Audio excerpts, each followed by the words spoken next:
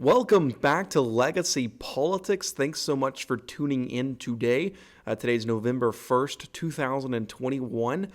Today on the show, we're going to be previewing the huge Virginia gubernatorial election and all of the implications it has in the race. So thanks so much for tuning in today. Stay tuned for a full breakdown and prediction coming on your Monday edition of Legacy Politics.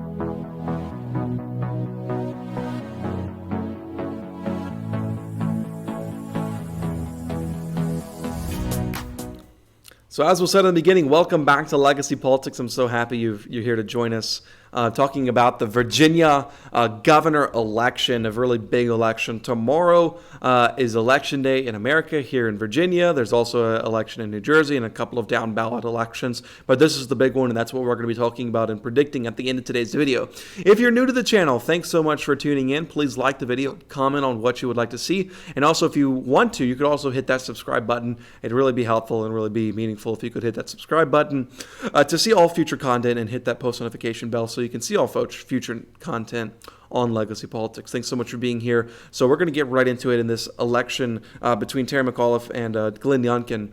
And if Glenn Youngkin does pull this off, I think this would be one of the biggest election upsets since the 2016 election when Donald Trump defeated Hillary Clinton in the presidential election. So I'm going to be showing you why at the end of today's video, my prediction, and showing you why you might want to pay a little bit of attention to Virginia here today. So let's go ahead and get right into it here on Legacy Politics. So as we started out looking at Target Early, who was pretty reliable in 2020. So looking at really the early ballots and the early voting in Virginia.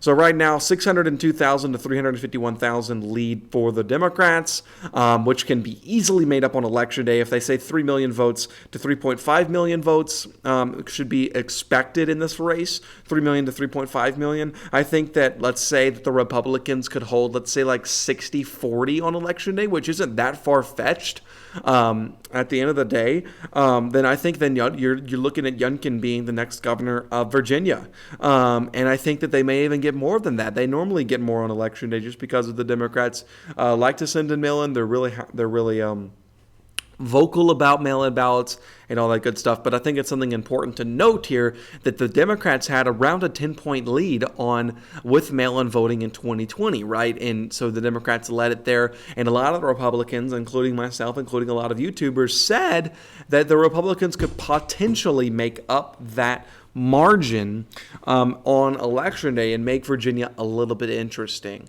Now, what happened in Virginia is that Joe Biden won Virginia by 10 points, exactly what we're looking at here in the demographics. And right now, the Democrats are leading by 13 points in early voting. So that is something to keep an eye on. But first, I want to get into what the Democrats are very happy about. They seem to be talking a lot about Arlington County and why Arlington County is going to be really good for them. Arlington County, believe it or not, Trump won in 2020 in the election. So the Democrats are wanting to flip that, obviously. So they're really proud of how the ballots are looking in Arlington County. But this guy who's on Twitter, his name is Tim, giving all credit to him, he's noticed something very interesting in here, and I think it's a cool map to look at. So the highest turnout in the precinct is the most Republican precinct in Arlington County. So 43% so far, which is number one on this map here. The lowest turnout precinct is the most Democratic precinct, which is 12% so far, which is number 4 on the map. So that's the most Democratic precinct. Normally, when you have elections, you're going to go to that precinct. If you're a Democrat, obviously that has the most Democratic turnout at that precinct.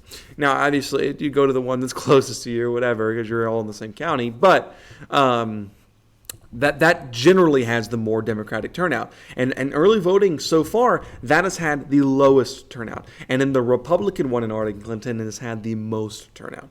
So I think that the Democrats have to be careful when they get all excited, all joyful about Arlington, that we look at it in more of a detailed manner and look at really what's going on in that county. Second, the Democrats do not seem to be taking advantage of the mail-in voting as they have been in the past, especially in 2020. The Democrats took control of the mail-in balloting and the mail-in system. They were promoting it over and over and over and over again, and they have not been doing that this election. And I think the most apparent is just like we were looking at in Target early.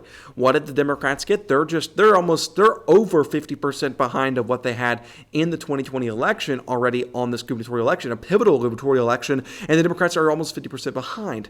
Now, obviously, you can look at it and say, well, the Republicans are around 700,000 votes behind too. That is correct, but most Republicans will not ever do mail-in ballots again, especially what happened in the 2020 election and all the theories the Republicans have for that.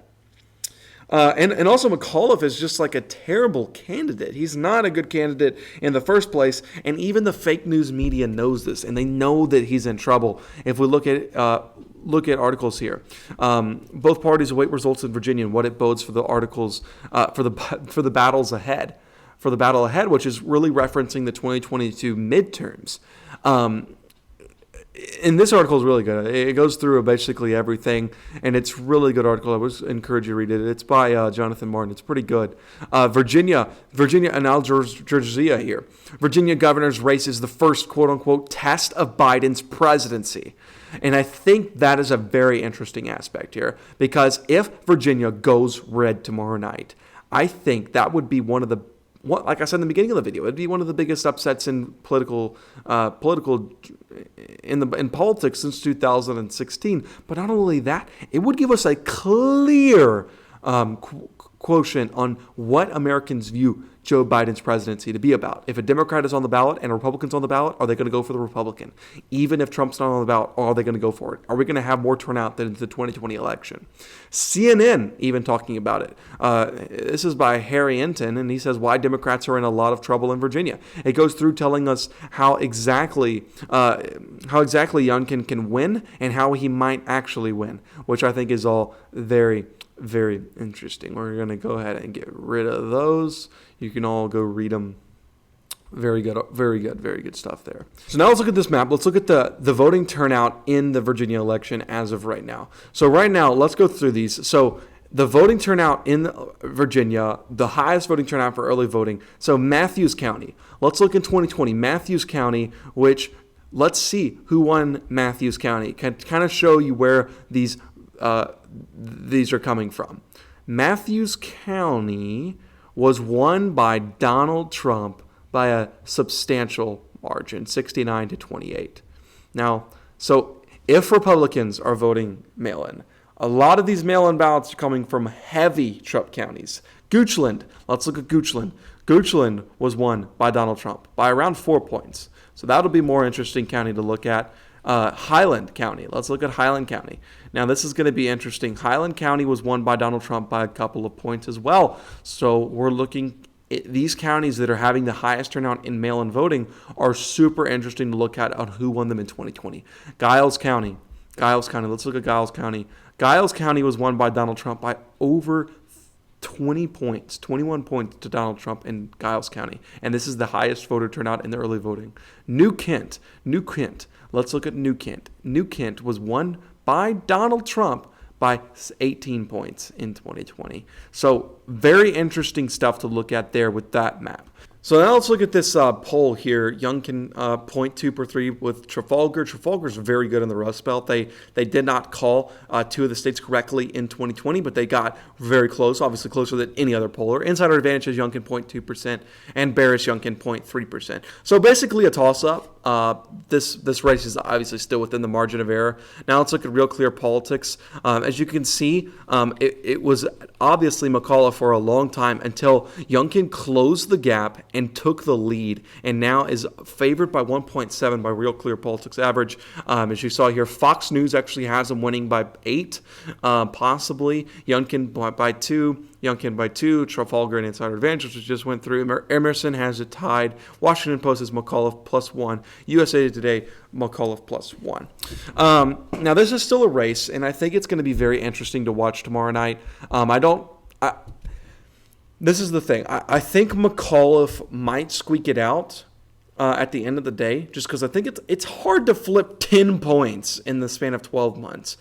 But even if McAuliffe wins tomorrow night, I think that flip, even if it is by the razor of his teeth, I think, my goodness, what a turn in American politics. If Virginia goes to 10 points the opposite direction from when it went last year, I think that is a huge step in the right direction for the Republican Party and a huge reason to get excited for the 2022 midterms and all of the elections taking place. At the end of the day, I think that McAuliffe will not win this election. I do think Youngkin's going to win it. I think Youngkin's going to win it by around a point and maybe even less than a point. It'll be really close. But I do predict Youngkin to win this election. At the end of the day, I'm not really that confident in it because I do think it's really hard for a state to flip 10 points in the span of 1 year. But it is going to be very interesting to watch. Youngkin by 1, in my opinion. But Terry McAuliffe definitely can still win this race. This is definitely within the margin of error. But it is super interesting to look at. And we'll see what happens tomorrow night. So stay tuned, and I'll be tweeting out what happens and reacting to it. So follow my Twitter at Legacy Politics. Follow Instagram at Legacy Politics as well. Hit that subscribe button, and we'll see you next week on Legacy Politics.